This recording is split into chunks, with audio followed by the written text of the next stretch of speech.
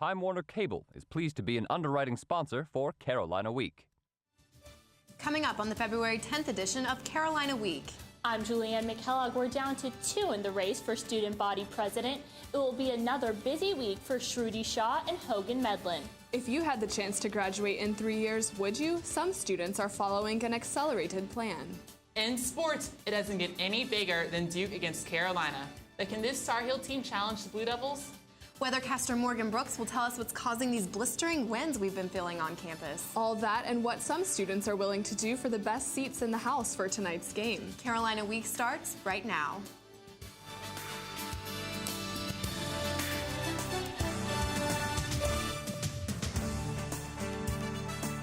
From the James F. Goodman Studio in the School of Journalism and Mass Communication at the University of North Carolina at Chapel Hill, connecting campus and community, this is Carolina Week.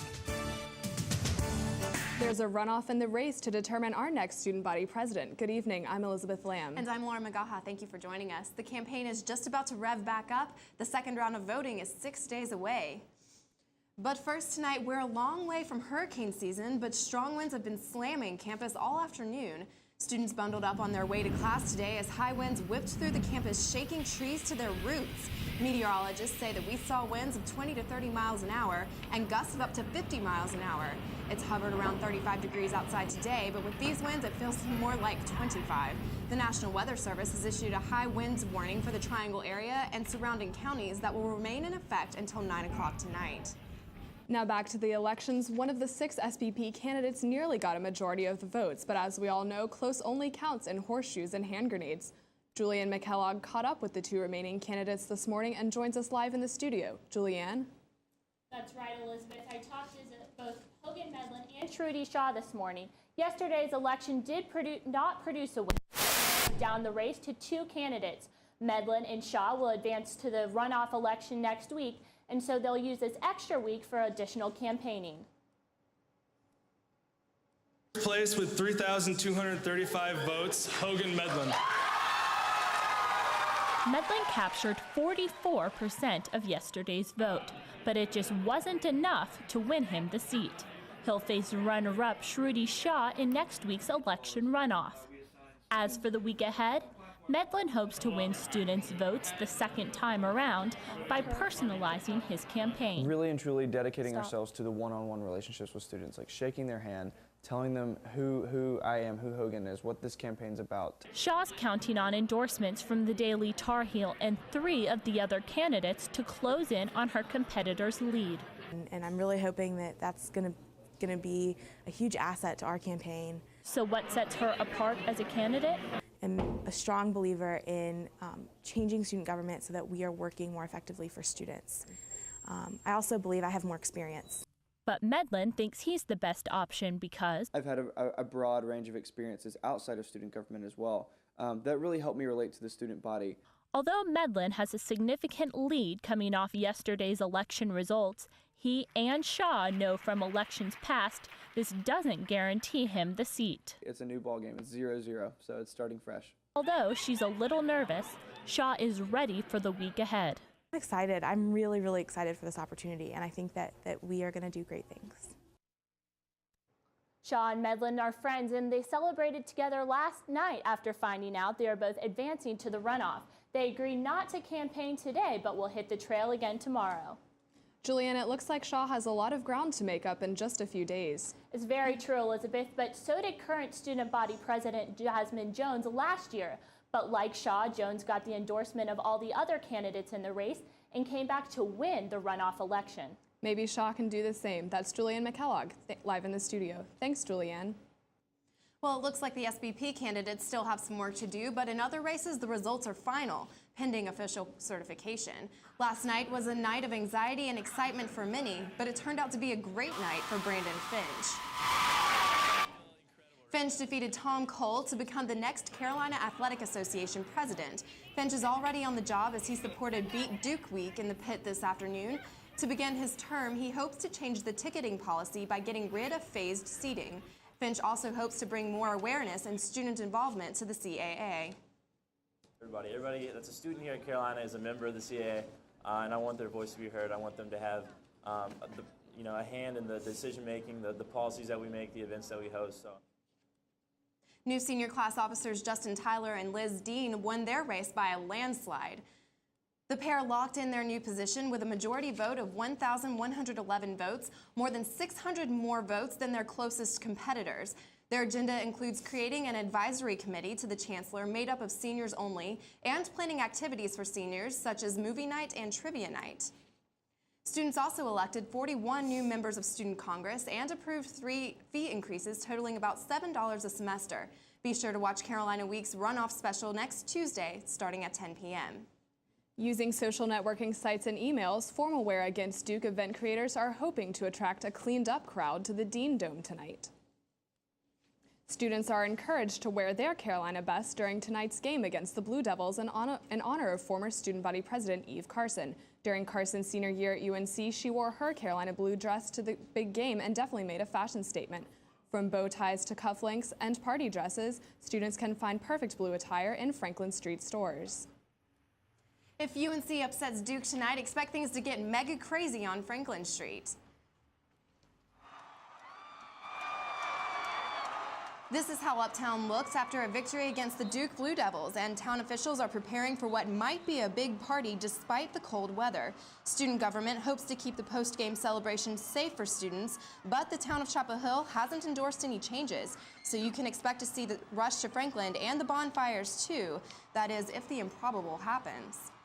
Well, some say it's the best 4 years of your life, but some schools are trying to cut the time it takes to finish undergrad to 3 years. Our Yasmin Amer looks into whether the idea is catching on at Carolina. 22-year-old Erin Stubbs is getting ready for lunchtime at Four Corners Restaurant on Franklin Street. Besides waitressing and bartending here, she stays busy with 2 other jobs. Stubbs graduated from UNC last year, but unlike most students, it took her only 3 years.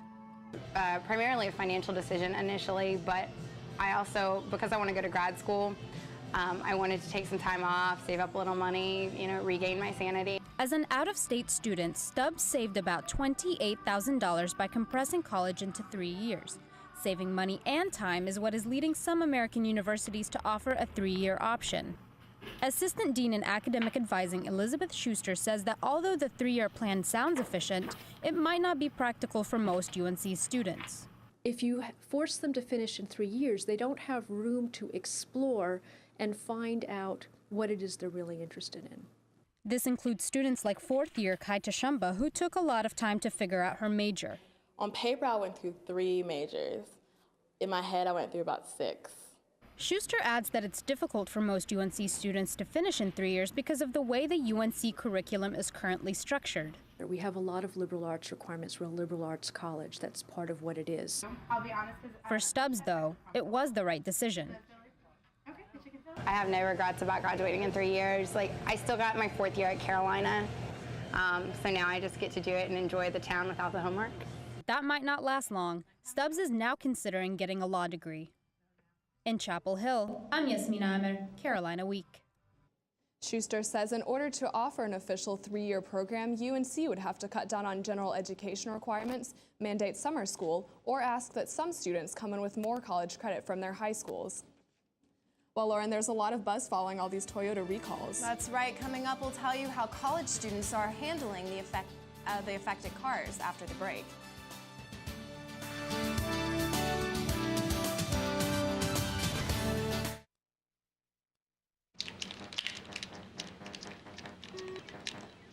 You ever think about buying a bigger place? Just waiting for a visit from the credit fairy. There is no credit fairy.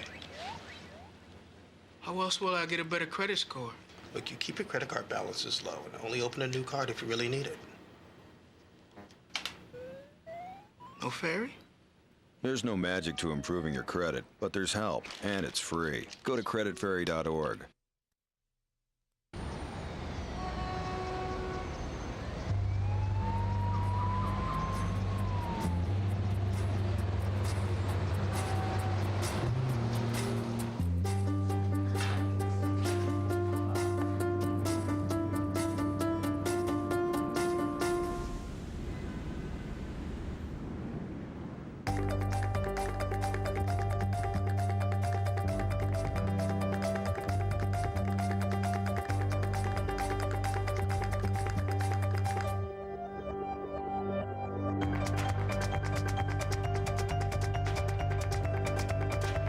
No es suficiente soñar y tener buenas notas para ir a la universidad.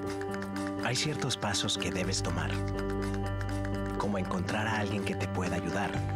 Es el primer paso y el más importante. Para los pasos que siguen, visita ayudameair.org. The UNC a cappella community is doing its part to support disaster relief in Haiti by donating all the money raised at the One Voice for Haiti benefit concert to a nonprofit organization.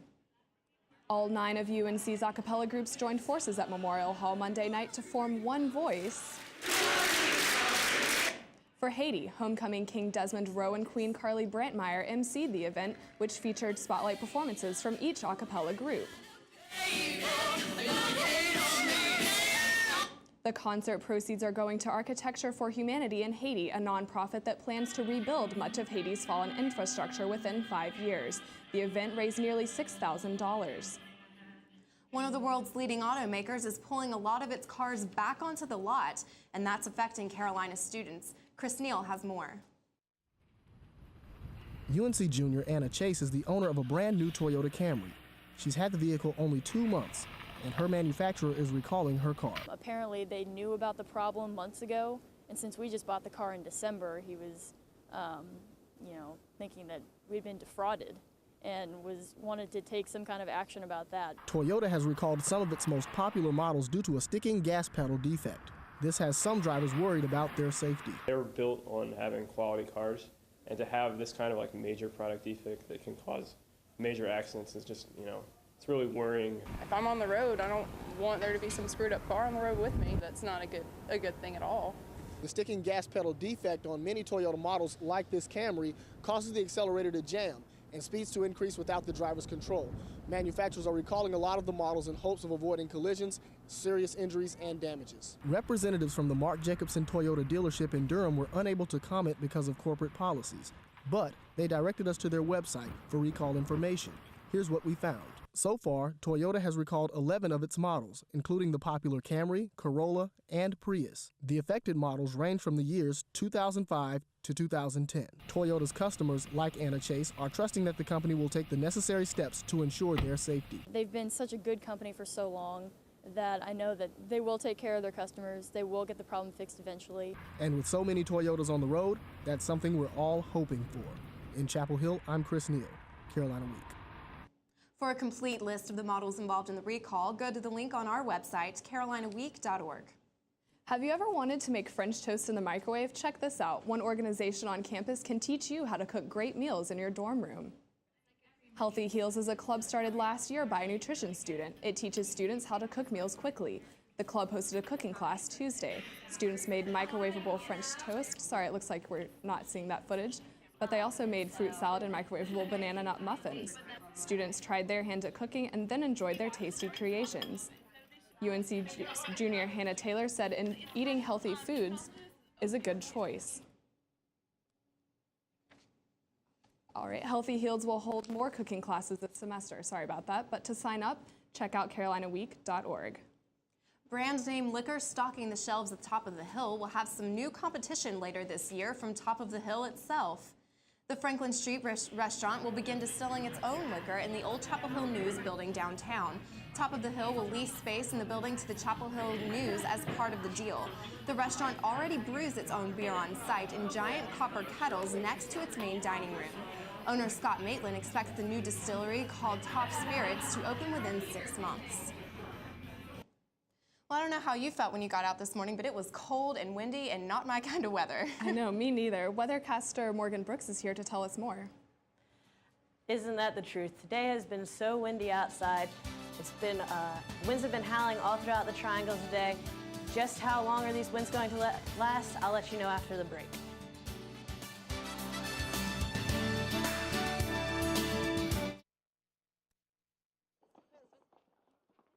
Hey, Sarah. Oh my gosh, he's so cute. How do you know him? Come on, Donovan, do it like I taught you. Love the new tattoo, Sarah. Let's go! Dude, what? Dude, that's Sarah. The girl in the pink shirt, that's the girl I was telling you about. Oh, that's Sarah? Theater 2 on your left. Hey, Sarah. What color underwear today?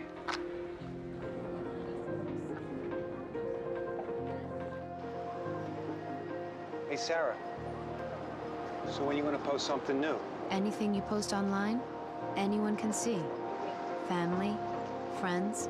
See you later, Sarah. Even not so friendly people. Think before you post.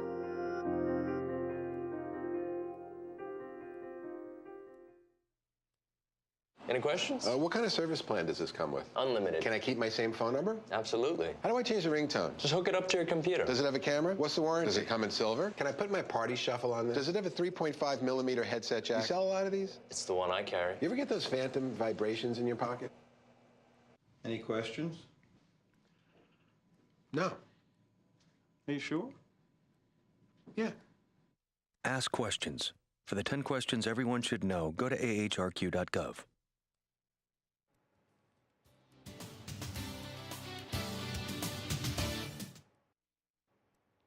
Welcome back to Carolina Week. I'm Morgan Brooks with the rest of this week's forecast. We have had one windy Wednesday today with winds gusting up to around 50 miles per hour. Power was knocked out on UNC's campus earlier today. If you were walking around campus, it felt like you were going to get blown right over. And with below average temperatures and these winds, the wind chill factor is just horrible. But the good news is we have dry weather, and we're actually going to have a dry weekend this weekend, the first dry weekend in quite some time.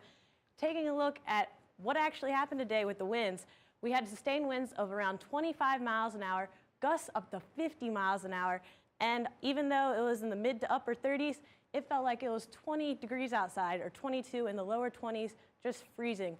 If we take a look at the cloud cover over the area right now, though, not too much cloud cover. There's a little bit of cloudy skies outside, but don't expect any precipitation from those. All the clouds right now are up over the northeast coast where they got hammered with snow today.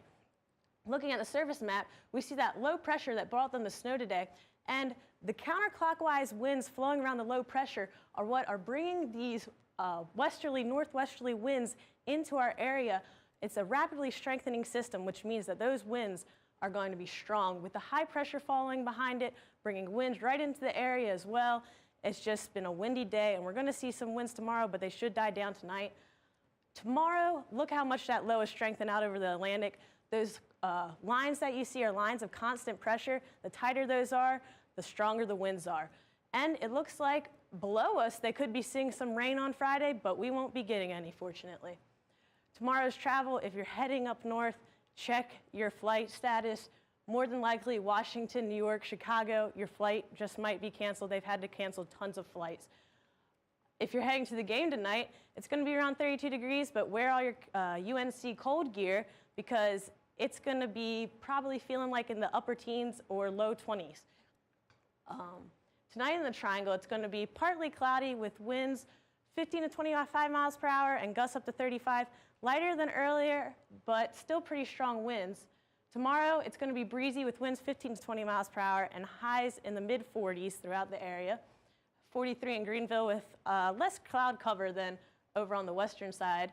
For the rest of this week, we see nothing but temperatures in the mid-40s to upper 40s. Valentine's Day, it's going to be pretty chilly. If you're going out, be sure to dress warm. All right, well, thank you, Morgan, for that. Definitely looking forward to some better weather because today just certainly hasn't been fun. Definitely not. No, the winds should die down soon. Okay, great. Thanks so much. Thanks. Thank you. Are you looking for your new best friend? Well, let's introduce you to a very special dog up for adoption. Look at this, sweetie. She's Black Labrador Retriever mix, and her name is Drummer. She has only 3 legs. The vet had to amputate the 4th one when she was just a puppy, but that doesn't keep her from moving around. She's 7 years old and is looking for a new home. She's in great health and is up to date on all of her vaccinations. To adopt Drummer, go to our website, carolinawheat.org, for a link to the shelter. And now sportscaster Simone Scott joins us. Simone, I'm a little nervous about tonight. Me too, but I guess we're all holding out for the best. Don't be nervous, guys. We're going to do great. I'm wearing my lucky sweater. I have good feelings. Good. Right. Well, if you have good feelings. Exactly. After the break, we'll preview the big game tonight and see how fans think it's going to go down.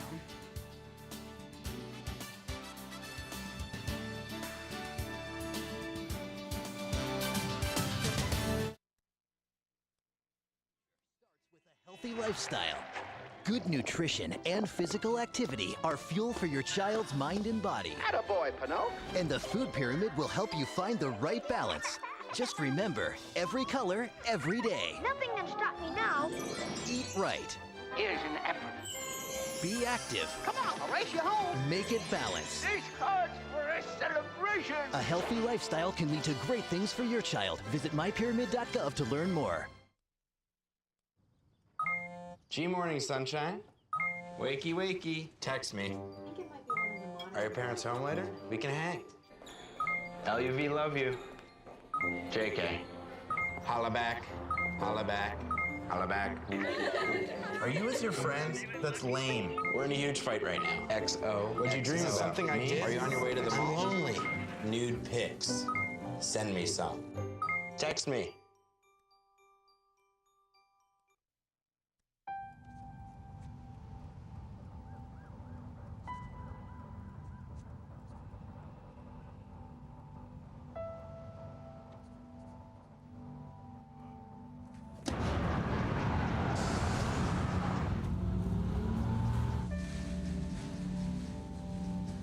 When life's this hard, graduating can be even harder.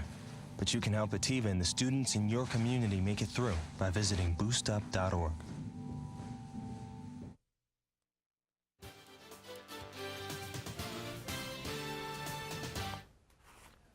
Welcome to Carolina Week Sports. I'm Simone Scott. Tonight is the night. Duke is coming to town, and we are so excited. Nick King joins us live in the newsroom. Nick, what's the mood around town before the big game? Simone, I was outside walking around campus today, down by the Dean Dome, Franklin Street. I don't know if it's the weather or just the team's lousy play as of late, but kind of subpar. But if you look here, here's the Dean Dome. I was out there probably around 2:30 this afternoon, not a person in sight. Then we went up to Franklin Street to see what was going on there. A couple people walking around, but basically pretty standard for your Wednesday afternoon. Not even any scalpers on the street corners. That's probably not a good sign. But some of the fans we talked to are still pretty optimistic. I hate them. That's about it. The hatred. I mean, there's mean people. It's gonna be a great game. I got friends that go to Duke. They hate us just as much as we hate them. I think we're the Tar Heels. We always have a chance. If we lose tonight, I'm sort of gonna lose faith in the rest of the season. But if we beat Duke, I mean, that could sort of salvage the season a little bit, especially in Chapel Hill. You heard it, Simone. Most of the fans, they're still feeling okay. And we've heard it before. In this type of rivalry, throw out all the records. All right, so Nick, how do you think the weather, it being all windy and such, would affect people rushing Franklin Street if we pull out that big win? Well, Simone, every person that I talked to said weather wouldn't matter. If we beat Duke, they're going to Franklin Street, especially the seniors. That's great. Hopefully they have a reason to celebrate. Thanks, Nick. So how does Roy's boys feel about tonight's matchup? Offense is going to be a big component in tonight's game. Duke is known for its ability to score beyond the arc, and Carolina has been struggling to find the basket lately. In ACC play, UNC is averaging 70 points per game, 17 fewer than last season.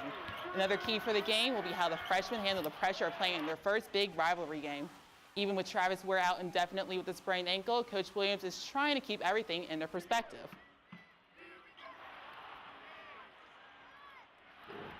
She said, you know, Coach, what happened in Haiti is a catastrophe. What you're having is a disappointment. I told her that depending on which chair she was sitting in. Now, in case you're wondering, if you forgot, we play Duke tonight. Tip-off is at 9 p.m. And as if the men's basketball struggles wasn't enough, the women are also struggling in ACC right now. The Heels faced the Blue Devils Monday night in a classic rivalry game, and it wasn't pretty. After nearly matching the Blue Devils in rebounds the first half, the Heels got only 12 in the second, while the Blue Devils snatched down 35. And to make matters worse, UNC leading scorers Tatera DeGraffenried and also Italy Lucas scored only 6 points each. The Heels lost 79-51, while Duke picks up another point in the Carlisle Cup. Well, while the men and women's teams are struggling, we don't have anything to worry about. We are Carolina basketball, and it is legendary. This Friday, we have our celebration of a century, and it will be commemorating our 100 years of Carolina basketball. Fans can look forward to reenactments of famous basketball plays, basketball alumni showing off their moves, and some special halftime recognition for Coach Thiem Smith. Doors open at 6:30 and the festivities will start at 8 p.m. Guys, I've heard details about this celebration. It's going to be magical. Yeah, well, I'm looking forward to it. Thanks, Simone. Now, in past years, people have eaten all kinds of putrid concoctions, shaved their bodies. And what would they do for Duke tickets? We'll find out after the break.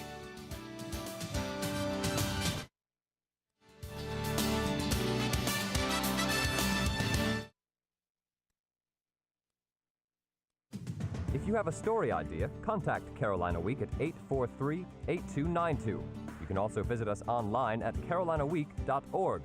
If you have questions about this program, write Carolina Week at Campus Box 3365, UNCCH, Chapel Hill, North Carolina, 27599.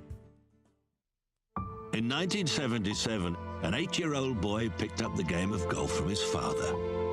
The odds of that same boy then making it to the US and European Pro Golf Tours? 1 in 7 million. The odds of the Big Easy winning the US Open twice? 1 in 1.2 billion. The odds of him having a child diagnosed with autism? 1 in 150. Ernie Els encourages you to learn the signs at autismspeaks.org. Hey, how's it going? Sir, are you okay? What? Oh, this? It's probably nothing. I'm sure it'll go away. Go away? But, sir, that can't be good. No, it's cool, really. Do you want a napkin or something? Everything's fine. Thanks. You wouldn't ignore this, so why ignore the signs of a stroke? At the first warning signs, call 911 immediately, because time lost is brain lost. In past years, people have eaten all kinds of putrid concoctions, shaved their bodies, and done other things we can't even mention here. All for Duke tickets. As Jay Rankin tells us, this year's students aren't willing to do much of anything to get into the game. Every year on the day of the Duke basketball game, the Carolina Athletic Association hosts the What Would You Do for Duke Tickets contest, giving underclassmen a chance to cheer alongside the seniors in the year's most anticipated matchup. But this year, the stage was empty, and the answer to what would you do for Duke tickets appears to be not that much. He bailed on me, basically. CAA Special Events Chair Megan Seiler says she's disappointed the two contestants didn't show for today's challenge, but she doesn't doubt the Tar Heel spirit. There are a ton of fans out there. I know they are. They're just not willing to come out here today, but I know there's a ton of people out there who would do anything for Duke tickets. Seiler's right. Last year's winner of the What Would You Do for Duke Tickets challenge ate raw fish for a chance to see Roy's boys defeat the Blue Devils. And while no one showed up for the contest this year, we found plenty of fans who claim they would be just as daring. I'd probably go streaking down Franklin Street for him. I probably would have been willing to go tent at Duke for probably like a week. I would probably, I don't know, sung some stupid song in front of the whole pit. Seiler says those tickets won't go unused. She set out for the Dean Dome this afternoon to find those true blue Tar Heels. She awarded the winners of Roy's biggest fan contest with the leftover Phase 1 tickets. In Chapel Hill, I'm Jay Rankin, Carolina Week. You know, Lauren, I was out in the pit last year for that, and people were out there for hours. Yeah, you know, I heard the same thing. Let's just hope that it's just the weather that's deterring people and they're not actually that disheartened by our team. Right, especially no raw fish. I don't think I could do that. No, not at all. All right, well, that does it for this edition of Carolina Week. Thanks for watching. Good night.